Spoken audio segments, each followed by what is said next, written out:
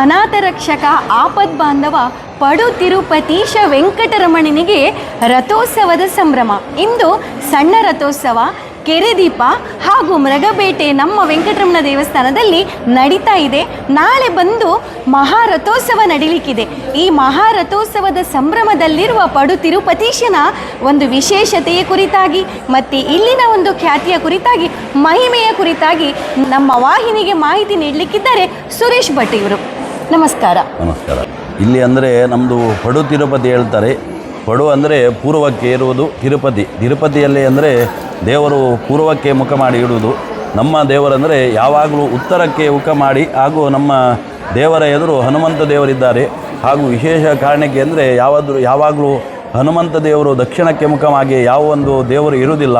ಆದರೆ ವೆಂಕಟರಮಣ ಎದುರು ಹನುಮಂತ ದೇವರಿದ್ದರೆ ಅದಕ್ಕೆ ವಿಶೇಷ ಪ್ರಾಧಾನ್ಯತೆ ಎಂದು ಹೇಳ್ತಾರೆ. ಹಾಗೂ ವಿಶೇಷ ಕಾರಣಕ್ಕೆ ಅಂದರೆ ತಿರುಪತಿಯಲ್ಲಿ ಯಾವೆಲ್ಲ ದೇವರ ಸೇವೆ ನಡೀತದ ಹಾಗೆಯೇ ಸೇವೆ ಈ ನಮ್ಮ ದೇವರಿಗೆ ನಡೀತಿದೆ. ಬೆಳಿಗ್ಗೆ ಏಕಾಂತ ಸೇವೆ, ಇದು ಸುಪ್ರಭಾತ, ಅದಾದ ಮೇಲೆ ನಿರ್ಮಾಲ್ಯ ವಿಸರ್ಜನೆ, ಮಹಾಪೂಜೆ, ಹಾಗೂ ಮಧ್ಯಾಹ್ನ ಪೂಜೆ ಆದ ಕೂಡಲೇ ದೇವರಿಗೆ ನಾವು ಬಾಗಿಲಾಕಿ ಸಾಯಂಕಾಲ ನಮ್ಮದು ರಾಜೋಪಚಾರ ಹೇಳ್ತಾರೆ.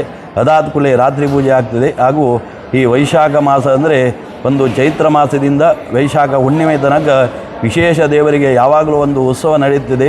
ಇಲ್ಲಿ ಕಾರ್ಕಳ ಹೋಬಳಿಯಲ್ಲಿ ಯಾರ್ಯಾರು ಎಷ್ಟು ಜನರಿದ್ದಾರೆ ಅವರಿಗೆ ಎಲ್ಲರಿಗೆ ಸೇವೆ ಮಾಡುವ ಭಾಗ್ಯ ದೇವರ ಅನುಗ್ರಹ ಮಾಡಬೇಕೆಂದು ಪ್ರತಿ ದಿವಸ ಒಂದೊಂದು ಕುಟುಂಬದವರಿಗೆ ಇಲ್ಲಿ ನಮ್ಮ ವಸಂತ ಮಂಟಪದಲ್ಲಿ ಕರೆದು ಅವರ ಹೆಸರು ಹೇಳಿ ಅವರಿಗೆ ಪ್ರಸಾದ ಕೊಟ್ಟು ಈ ಎಲ್ಲ ಉತ್ಸವ ನಡೀತಿದೆ. ಹಾಗೂ ಇದು ನಮ್ಮ ಕಾರ್ಕಳ ಪಡು ತಿರುಪತಿ ಕ್ಷೇತ್ರದಲ್ಲಿ ನಮ್ಮ ನಡೆ ಹೇಳ್ತಾರೆ. ಅಂದರೆ 4 ಕಂಬ ಒಂದೇ ಕಲ್ಲಿನಲ್ಲಿ ಕೆತ್ತಿದ 4 ಕಂಬ ಶಿಲ್ಪಿ ಗೋಪಾಲಕೃಷ್ಣ ಅವರು ಮಾಡಿಕೊಟ್ಟದ್ದು. ಆ ನಡೆಯಲ್ಲಿ ಯಾರ್ಯಾರು ಬಂದು ಏನೇನು ಕೇಳ್ತಾರ ಅದೆಲ್ಲ ಕೊಡುವ ದೇವರು ಎಂದು ನಮ್ಮ ದೇವರಿಗೆ ಖ್ಯಾತಿ ಉಂಟು. ಪಾಡ್ಯದಿಂದ ಪಂಚಮಿವರೆಗೆ ಇಲ್ಲಿ ರಥೋತ್ಸವ ಕಾರ್ಯಕ್ರಮ ನಡೀತದೆ. ಸುರಿಯ ದಿವಸ ಒಂದು ಕಟ್ಟೆ ಪೂಜೆ ಎಂದು 3 ದಿವಸ ನಡೀತದೆ. ಅದರ ನಂತರ ಇವತ್ತು ನಮ್ಮದು 4ನೇ ದಿವಸ ಅಂದರೆ ದೇವರು ಇಲ್ಲಿ ನಮ್ಮದು ರಾಮಸಮುದ್ರಕ್ಕೆ ಹೋಗಿ ಅಲ್ಲಿ ದೇವರಿಗೆ ಆರತಿಯೆಲ್ಲ ಮಾಡಿ ಆ ಆರತಿಗೆ ಒಂದು ಬಿಲ್ಲು ಬಾಣದಿಂದ ನಾವೊಂದು ಹೊಡೆಯುವ ಕಾರ್ಯಕ್ರಮ ಅಂದರೆ ನಮ್ಮ ಮೃಗಬೇಟೆ ಎಂದು ಹೇಳ್ತಾರೆ. ಅಂದರೆ ಮುಂಚಿನ ಕಾಲದಲ್ಲಿ ನಾವು ಮೃಗಗಳಿಗೆ ಒಂದು ಸಂಹಾರ ಮಾಡಿ ನಮ್ಮ ಜೀವನದಲ್ಲಿ ಏನೋ ಒಂದು ಕತ್ತಲುಂಟು ಅದೆಲ್ಲ ಹೋಗಿ ನಮಗೆ ಒಳ್ಳೆಯದಾಗಬೇಕೆಂದು ಇದರ ಸೂಚನೆ. ಅದಾದಮೇಲೆ ದೇವರು ಪುನಃ ಬಂಗಾರದ ಮಂಟಪದಲ್ಲಿ ಬಂದು ನಮ್ಮ ಕೆರೆ ಬಳಿ ಹೋಗಿ ಅಲ್ಲಿ ನಮ್ಮದು ಕೆರೆ ದೀಪೋತ್ಸವ ಆಗ್ತದೆ. ಅದಾದಮೇಲೆ ದೇವರು ಸುತ್ತಿಗೆ ಬಂದು 5 ಸುತ್ತಿ ತೆಗೆದು ವಸಂತ ಮಂಟಪದಲ್ಲಿ ವಸಂತ ಪೂಜೆಯಾಗಿ ಈ ದಿವಸ ಕಾರ್ಯಕ್ರಮಕ್ಕೆ ದೇವರು ಪುನಃ ಒಳಗೆ ಬಂದು ನಮ್ಮದು ಏಕಾಂತ ಸೇವೆ ಆಗಿ ನಾಳೆ ನಮ್ಮ ಬ್ರಹ್ಮರಥೋತ್ಸವ ನಡೆಯಲಿದೆ. ಹಾಗೂ ಈ 5 ದಿವಸದಲ್ಲಿ ನಾವು ವಿಧವಾದ ಒಂದು ಯಜ್ಞವನ್ನು ಮಾಡ್ತೇವೆ. ಸುರಿಗೆ ದಿವಸ ನಮ್ಮದು ವಾಸ್ತು ಹವನ ನಡೀತದೆ. 2ನೇ ದಿವಸ ನವಗ್ರಹ ಹವನ ನಡೀತದೆ. 3ನೇ ದಿವಸ ರಕ್ಷಾತ್ರಯ ಸುದರ್ಶನ ಹವನ ನಡೀತದೆ.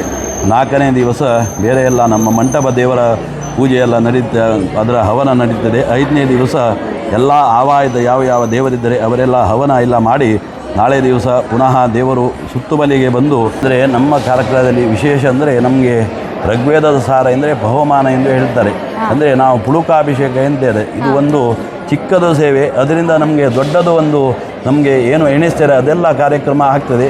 ಇಲ್ಲಿ ನಾವು ದಿವಸಾಗಲೂ ದೇವರಿಗೆ ಎಲ್ಲ ನಿತ್ಯದ ಅಭಿಷೇಕ ಆದಮೇಲೆ ಆ ಬಹುಮಾನ ಕಲಶ ಅಂದರೆ 4 ಅಧ್ಯಾಯ ಉಂಟು. ಋಗ್ವೇದದ ಸಾರ ಹೇಳ್ತಾರೆ.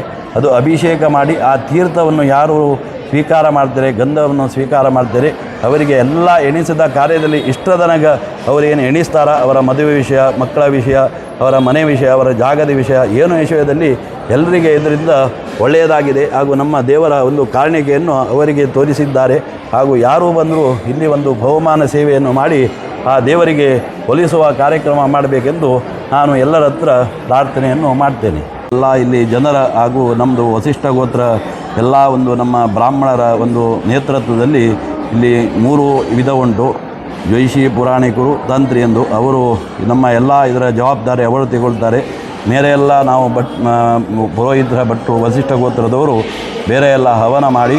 ಹಾಗೂ ನಾಳೆ ವಿಶೇಷ ಆದರೆ ನಮ್ಮ ಎಲ್ಲ ಹೋಬಳಿ ಕಾರ್ಕಳಕ್ಕೆ ಯಾರ್ಯಾರು ಸಂಬಂಧಪಟ್ಟಿದ್ದಾರೆ ಅವರೆಲ್ಲ ಬಂದು ಇಲ್ಲಿ ದೇವರ ರಥ ಉತ್ಸವದಲ್ಲಿ ರಥದಲ್ಲಿ ದೇವರಿಗೆ ಹಣ್ಣುಕಾಯಿ ಮಾಡಿದ್ದಾರೆ. ರಥದಲ್ಲಿ ಹಣ್ಣುಕಾಯಿ ಮಾಡಿದರೆ ಸ್ವರ್ಗದಲ್ಲಿ ಯಾರೆಲ್ಲ ದೇವರಿದ್ದಾರೆ ಆ ರಥದಲ್ಲಿ ಬರ್ತಾರಿದ್ದು ನಮ್ಮ ಹಿರಿಯರ ಒಂದು ಶಾಸ್ತ್ರ ಉಂಟು. ಹಾಗೂ ರಥದಲ್ಲಿ ನಾವು ದೇವರ ಹತ್ರ ಏನು ಬೇಡ್ತೇವ ಅದೆಲ್ಲ ಕೊಡುವ ಈ ಪಡು ತಿರುಪತಿ ಕ್ಷೇತ್ರ ವೆಂಕಟರಮಣ ದೇವರೆಂದು ನಮ್ಮ ದೇವರಿಗೆ ಹೇಳ್ತಾರೆ. ಹಾಗೂ ನಾಲ್ಕು ದಿವಸ ಅವಭ್ರತ ಅಂದರೆ ರಾಮಸಮುದ್ರಕ್ಕೆ ಹೋಗಿ ಅಲ್ಲಿ ನಮ್ಮ 3 ದೇವರಿಗೆ ಆ ರಾಮಸಮುದ್ರದಲ್ಲಿ ಸ್ನಾನ ಎಲ್ಲ ಮಾಡಿ ಪುನಃ ಒಂದು ಭಜನೆಯ ರೂಪದಲ್ಲಿ ಅನಂತಶಯನದಿಂದ ಇಲ್ಲೆಲ್ಲ ಬಂದು ಅದರ ನಂತರ ನಮ್ಮದು ಕೋಡಿ ಅಂದರೂ ಗರುಡನಿಗೆ ನಾವು ಇದು ಧ್ವಜಸ್ತಂಭದ ಮೇಲೆ ಅಲ್ಲಿಗೆ ಪ್ರತಿಷ್ಠೆ ಮಾಡ್ತೇವೆ.